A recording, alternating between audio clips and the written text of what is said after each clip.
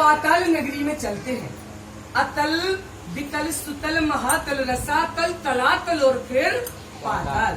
पाताल के महाराजा विस्परवा हम बताए थे, उनकी पुत्री है शर्मिष्ठा और शुक्राचार्य महाराज उनके दैत्य गुरु। उनकी पुत्री है देवयानी।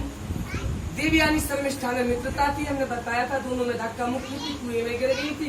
राजा जजाति ने निकाला था, वो श्राप भी बताई थी किस लिए निकाला था। उन दोनों में प्रेम हुआ। एक ब्राह्मण पुत्री का उस श्राप के कारण क्षत्रिय के साथ विवाह होने जा रहा है, एक वर्ण नीचे, क्योंकि वो श्राप मिल गया था उस देवयानी। अब जैसे ही शुक्राचार्य की कुटिया में ये लोग आते हैं, यहाँ से हम प्रसंग छोड़ देंगे। और जैसे ही देवयानी शुक्राचार्य महाराज की कुटिया में आती है तो चिल्लाती है, बापू, अरे ओ बापू, बापू बाहर तो निकलो तनिक, तुम्हारी पुत्री 3 रात्रि से इस बियावान विपन में घूम रही है, हो गई है, तुम्हें तनिक भी चिंता नहीं। बापू ने कहा, शुक्राचार्य महाराज देखिए क्या हुआ? अरे क्या हुआ? जिन दैत्यों के लिए तुम अपने सर्वस्व निछावर कर रहे हो, अपना जप तप योग पूजा सब दे रहे हो जिन दैत्यों के लिए, आज उस दैत्य की पुत्री ने, उस दैत्य ने क्या दुस्साहस किया, तुम्हें तनिक पता भी है, आभास है? क्या हुआ बेटी? आज तुम्हारी पुत्री को प्राण संकट आ गए उस दैत्य की वजह से। है बेटी ऐसा?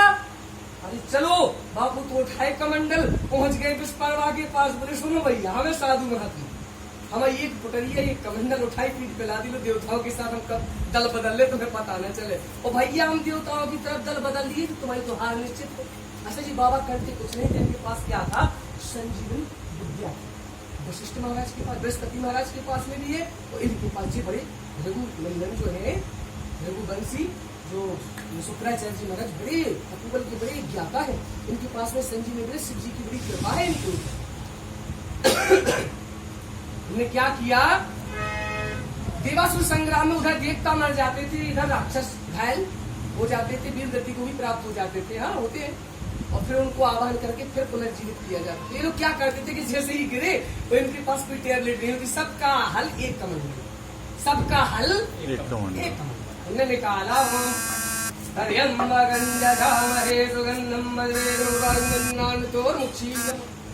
मार दिया, खड़ा हो प्रसिद्ध था।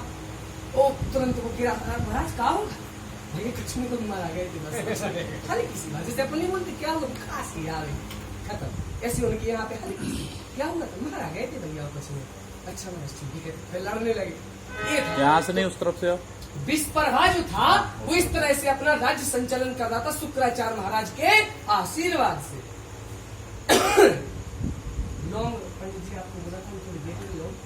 हाँ, तो इधर क्या होता है कि जैसे शुक्राचार्य आते हो, कहते दुष्ट में तेरी रक्षा कर रहा हूँ, तूने मेरी पुत्री के साथ एक किया है, मैं थोड़ी जल्दी प्रसंग करूंगा, जल्दी करवा लो। तो मैं राज्य त्याग के जा रहा हूँ। बोले महाराज, जय हो महाराज। बोले महाराज एक काम करो, आप राज्य त्याग के मत जाओ, इतनी कठोर सजा दूं महाराज, प्रजा खत्म हो जाएगी मेरी, कुछ और बताओ उपाय, और कोई उपाय तो है? बोले हाँ है। तो क्या? बोले जिस पुत्री ने जघन्य अपराध किया है, वो पुत्री हमारी बेटी देवयानी राजा जजाति को वरण कर चुकी है, उससे विवाह होगा, और ये पुत्री आजीवन अविवाहित रह के इसकी दासी रहेगी। और राजा जजाति की तरफ भाव है ताने के। बोले सुनो राजन, ये भी होता है कि तुम भी गड़बड़ा जाओगी, अगर तुम गड़बड़ाने और तुमने कोई त्रुटि मेरे पाई तो मेरे क्रोध से तुम्हें महादेव भी नहीं बचा पाएंगे, ध्यान रखना मेरी बात को। और महाराज उनको तो क्या बेचारे को, अभी तो नहीं रहते, उनको कुछ पता ही नहीं था। हो गया विवाह कैसे, जैसे आए राज में हो गया यहाँ पे।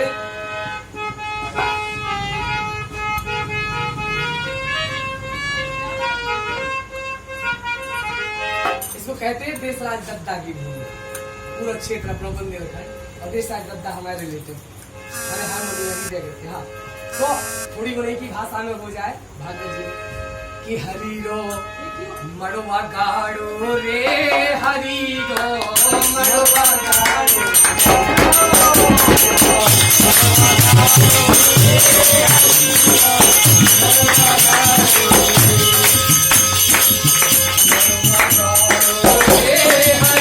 रो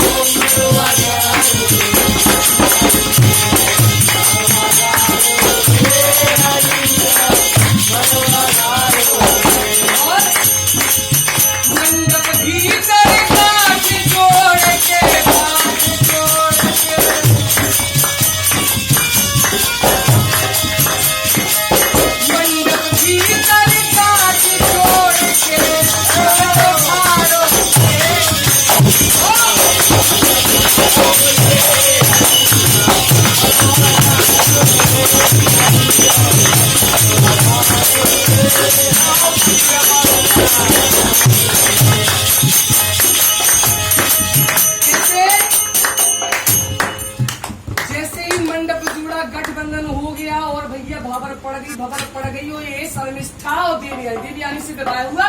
शर्मिष्ठा को राजा ने करेजे पे पत्थर रखे दे दिया बिटिया को, चलो तुम्हारी वजह से हमारी प्रजा बच रही, तुम जाओ। एक बिटिया की बलि दे दी और बिटिया जब पहुंची तो आपको बता दूं कुछ समय बीतने के बाद में देवयानी से 4 पुत्र हुए। बड़े पुत्र का नाम यदु, उससे छोटा पुरु, उससे छोटा पुरु, उससे छोटा विष्णी। कितने पुत्र हुए? 4। कौन कौन? यदु, पुरु, पुरु, विष्णी। यदु से यादव वंश, पुरु से कौरव और रघुवंश भी आया है। पुरु से ऐसे जो सुनाउस के वंश में आते हैं क्यों महाराज जी, तो पुरु से हो गया। विष्णी जो उग्रसेन महाराज आते हैं, सब 4 पुत्र हो गए। और इधर क्या हुआ कि एक दिन की बात है, देवयानी गृह कार्य से निवृत्त होके जैसे ही जा रही थी तो आंगन में देख ली क्या जो नहीं देखना था देवयानी को। महाराज जजाति और शर्मिष्ठा दोनों पकड़े गए, प्रेम में संलग्न थे। जब देवयानी ने देखा तो और स्त्रियों का क्या होता है, रुदन। और एक बातों में आपको बता दूं, कहा है बुजुर्गों ने और बड़े बड़े संतों ने कि खैर खून खासी खुशी, खैर खून खासी खुशी बेर पीत मधुपान, और इस दावे से ना दबे जानत सकल। खैर कितना ही खा लो आप, कहीं ना कहीं थूक दोगे वो रच जाएगा। खून किसी का खून कर दिया हो, कहीं बैठ रहोगे शांत रहोगे, जिस दिन को साई ए भैया ढोलक वाले तुम हिसाब से बजे नहीं तो हमने जैसे उसको पट्टा लगा तो एक खून हो गया। आ गई ना वो बात। खांसी कितना भी लौंग खा ले, अमृत धारा कर ले, गोली खा ले, लेकिन हो ही जाएगा। भी हमें आ रही तो आ ही जाती है। खुशी लॉटरी लग जाए किसी की 10-20 लाख की, या फिर रकम मिल जाए तो वो तुरंत आगे बैठ जाए, भैया मजले भैया छत जो थी ना अब यहाँ पुटिन कराएंगे, ऊपर से नल लगाना है यहाँ पर बाहर। हाँ, और एक गाड़ी के लिए दरवाजा थोड़ी चौड़ा करना पड़े, गाड़ी जाएगी। कहा भैया कुछ मिलेगा? अरे ना कुछ नहीं, भगवान की कृपा है, लेकिन समझ लो मिल गया इससे खुशी है। फिर इन दादाजी से बुराई हो जाए, उन दादाजी की हम प्रशंसा कर रहे हैं, वो दादाजी बहुत प्यारे हैं बेचारे, देखो हमें लौंग दे दिए। अरे काहे को महाराज को लौंग खराब नहीं है, सुना दे प्रीत। अच्छा मधुपान कोई पी के आया है आप दूर से, वो तो समझ ही जाएगा भैया, वो तो भगवान मऊआ माता की बड़ी कृपा है। हाँ उनकी तो बात ही नहीं, वो तो मधुपान। और प्रीत, प्रीत किसी का प्रेम तरुण अवस्था में किसी बच्चे का किसी बालिका से होगा अड़ोस पड़ोस में, तो मम्मी बोलेगी भैया जाओ हंसिया चाहिए आंटी जी के यहाँ से ले आओ, तो वही दौड़ेगा सबसे पहले, रुक जाओ मम्मी ने जाना। देखिए आंटी जी, आंटी जी, आंटी जी सुन भी ना ले, 3-4 बार आवाज लगाएगा, इधर उधर झाकेगा, धीरे धीरे करके वो एकदम फंसी जाएगा। प्रीत मधुपान कभी चुपचाप आप कर ही नहीं सकते, ये बाहर निकल गया। आज प्रीत थी वो फंस गए, जब फंसे तो शुक्राचार्य महाराज जी के पास में खड़ा कर दिया, और शुक्राचार्य के पास खड़ा किया तो क्या हुआ, शुक्राचार्य ने जल लिया हाथ में और बोले दुष्ट, मैंने तुझे बार बार समझाया था, तू मेरी बात नहीं माना। जल लेकर के किंचित गायत्री को साक्षी मान करके द्वादशांश का पाठ करके संपुट लगा के और बोले जा, तुझे अपने यौवन पर बड़ा गर्व है, वृद्ध अवस्था को प्राप्त हो जा दुष्ट। और राजा जजाति तुरंत वृद्ध हो क्योंकि कहा है कि सच्चे मन से किया आराधन, अरे कभी न निष्फल जाता है, गंगा स्नान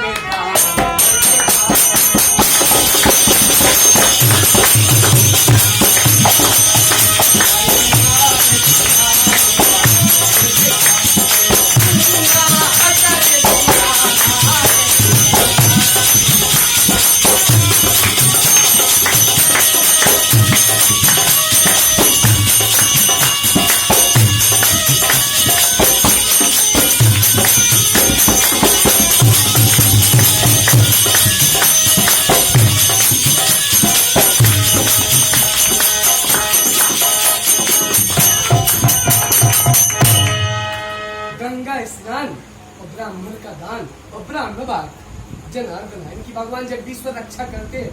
किसी ब्राह्मण को आप 10-50 रुपए दे देंगे वो निष्फल हो जाएगा, लेकिन ब्राह्मण हाँ। तो भैया यहाँ पे शुक्राचार्य ने जैसे किया, महाराज तुरंत प्रकट हो गए। महाराज के ज्ञानी तो सबसे बड़ा क्या होता है, ब्राह्मण तपस्वी का सबसे बड़ा अस्त्र क्या होता है, दया। उसको तुरंत दया आ जाएगी। हम बड़े क्रोधी हो जाएंगे, आप लस्सी लेके आएंगे 20 रुपए की, हमें हम ठंडे हो जाएंगे। फिर बोले भैया अब हमारी भी गलती है ये तो ये होता है ब्राह्मण, हम तुरंत ही ठंडे हो जाते। तो जब पाँव में पड़ गए महाराज, महाराज अरे महाराज गलती हो गई, महाराज क्षमा कीजिए, तो तुरंत दया आ गई, क्योंकि ब्राह्मण का सबसे बड़ा अस्त्र दया है। दया आ गई तो बोले भैया एक काम करो, एक काम करो, मैं आपको एक उपाय बताता हूँ। आपके 4 पुत्र हैं, किसी से ही ओवन ले लो और बुढ़ापा दे दो। यदु से कहा भैया तुम दे दो। बोले देखो पिता मैं दे दूं, अच्छी बात है, लेकिन मैंने अभी संसार देखा ही नहीं, तुम बुढ़ापा मांगने लगे। अरे तुमने तो बहुत जीवन जी लिया है, अब तुम्हें क्या करना है। बोले मूर्ख, मेरी बात का प्रत्युत्तर करता है, जा तेरे राज्य में कोई तेरे वंश में गद्दीधारी तिलक नहीं होगा, मेरी गद्दी से हट, हटा दो। बेरखा होगा भैया, बस ये सुनते लिए ऐसी बनती बच्चन हो गए। दूसरे आए गुरु, भैया तुम, वो भी बोले नहीं पिताजी, उनको भी श्राप। तीसरे आए, बोले मैं दे तो दूं पिताजी, पर माता है, आप पिता हो, आप समझ रहे हो, मैं नहीं दे सकती। बोले नहीं तुम भी चलो। चौथा था, बोले भैया सही निकल गए, अब जाकर ट्रस्ट भेजेगा संपत्ति। अरे तीनों भैया निकल गए, अरे पूरी संपत्ति अगर हमें ना मिले तो ट्रस्ट में चली जाएगा। चलो एक काम कर रहे, हम भोग ले रहे। बोले नहीं पिताजी अब तुम लई लो बुढ़ापा। अच्छा होता था सतयुग में, हमारा पैर खराब हो जाए और के भैया आप जी का बजाय तो हमें तकलीफ है, गोली नहीं खाते हम कहते काम को आप कुर्सी पे बैठ जाओ, बजाओ, हमें अपना पैर दे दो, कथा करने के बाद ले लीजिए। तो हम ले लेते, पहले ईमानदार थे ना आदमी, ऐसा होता था, शरीर बदल जाता था। अभी हो जाए तो पता चला कि हमें भैया की नाक पसंद आ गई, हमने इनकी निकाल ली, हमारे पास 3 नाक, ये बेचारे बगैर नाक के कर रहे, ऊपर से भी लगाते घुमाते फिरेंगे। बेचारे बोले का है, कौन सी है, बोले एप्पल की है, हाँ ये सैमसंग की है, ये MI की है, ये हो जाएगा ना, कंपनियां बन जाएंगी। तो भैया उसमें भी ब्रांड आएगा। बोले यार फिर भैया क्या, बोले हम 30,000 की नाक लाए, ऑनलाइन ऑर्डर की हमने, तो फिर कैसा लेंगे। कली काल इन्होंने सिस्टम ही खत्म कर दिया, जिसका जो है रखो काटो फाटो तुम जानो। ये हो गया यहाँ का। भैया इसी कुल में यदुवंश जो था, यदु महाराज के यहाँ पर ही यदुवंश सूरसेन नाम के राजा है। मैं सब जरा समय विस्तृत रूप से नहीं बता रहा हूँ, इनका नाम असली नाम था उग्रसेन। क्या नाम था इनकी? एक सुंदर कैसी कांतमयी सुमुखी लक्ष्मी और पतिव्रता सी नारी।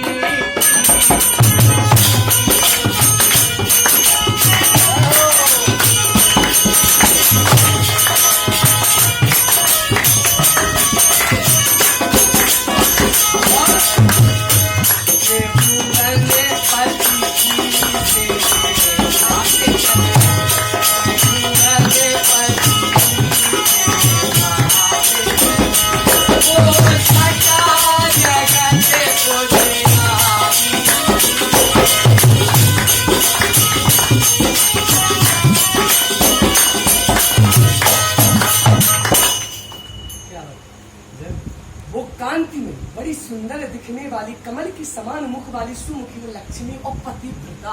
अच्छा पतिव्रता